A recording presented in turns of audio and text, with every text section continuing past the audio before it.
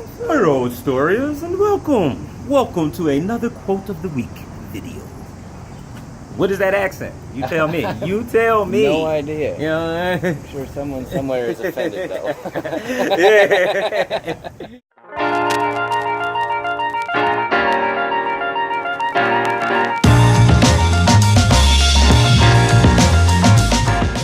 So what are we talking about? I forgot the quote now. The quote. Self-doubt is just part of the creative process. That's Joanna Penn.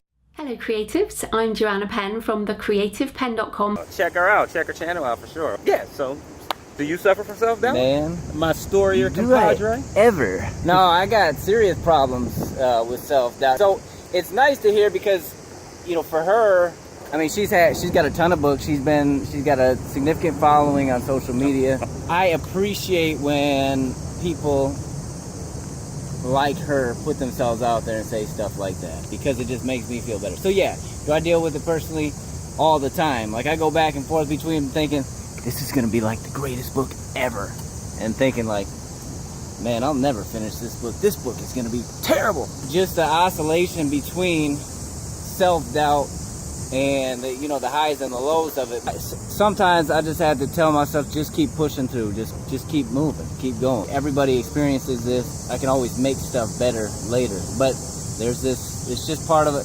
It's just nice to know that other people are dealing with it because I deal with it. You're not alone. It's nice to know, like, hey, I'm not the only one. Everybody thinks like this. The main thing about that really stuck with me is that she's trying to encourage people to let them know this is just part of the process. Like every writer kind of doubts themselves. Like if you didn't doubt yourself, is there a writer out there that doesn't doubt themselves? I'd be interested to know. But I take it in, I doubt myself at times, but I also think I'm a good writer. It's just a balancing thing. And like I was saying earlier, it's listening to the voice and deciding which voice you're going to listen to.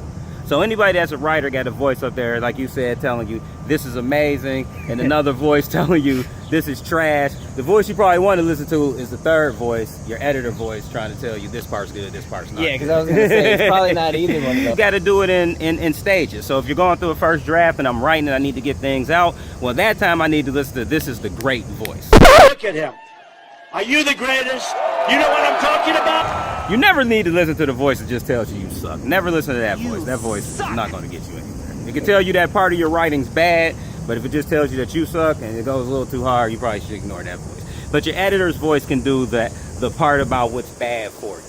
But never listen to the self-doubting voice. You know, you got to learn just to put that person in place. Learn to put them on timeout. Learn to shush them out. Learn to tell them to be quiet. Sit in the corner. Sit in the corner. Sit in the corner. You do not talk right now. You're on punishment. Unless you have something nice to say, don't say anything it at all. Yeah, I think there's this, it is the challenge with being an artist, right? I mean, because you have this stuff inside you that you want to get out, but then to get it out means, and that's part of where I think the self-doubt comes from, because you got to put it in front of other people. And so it's one thing for me to look at stuff, but then I know I'm going to put this out in front of everybody. It can just become like a really kind of circular conversation with yourself to where you're like, man, forget it. And you just give up. Like you'll end up giving up. And there's things that I've scrapped that I was working on. Plus there's no real empirical, I don't know if that's the word I want to use, but so if you're at a job, right? If you're at a job, you get status updates on how you're doing. You got a manager, you got somebody else that comes to you and is like, you didn't do this right, I need you to do this. You letting those reports, like, let the time slip by. I needed those reports on my desk at 12 a.m. The TVS reports.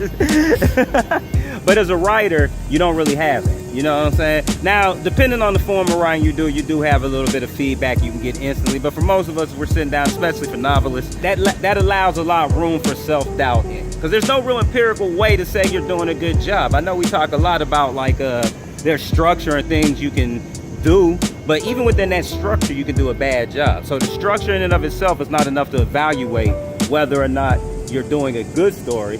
It can evaluate whether or not you're doing a functional story, but not whether or not that story is good. And because of that, there's a lot of room to doubt. You know what I'm saying? Already as writers, we're going to bring a little bit of insecurity to the table. I think most writers are probably insecure people in areas. I don't think like overall, like, oh, I'm so insecure. I mean, all people suffer from insecurity, so I shouldn't just blame writers.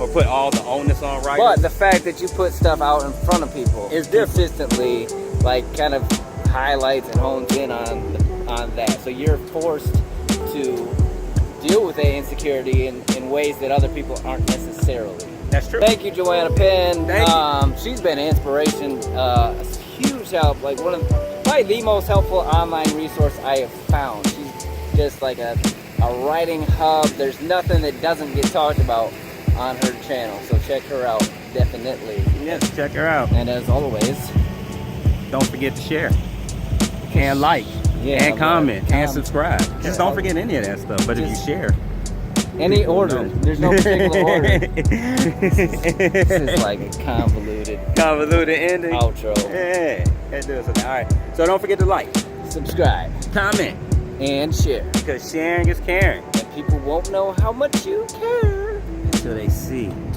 how much you share. Insane.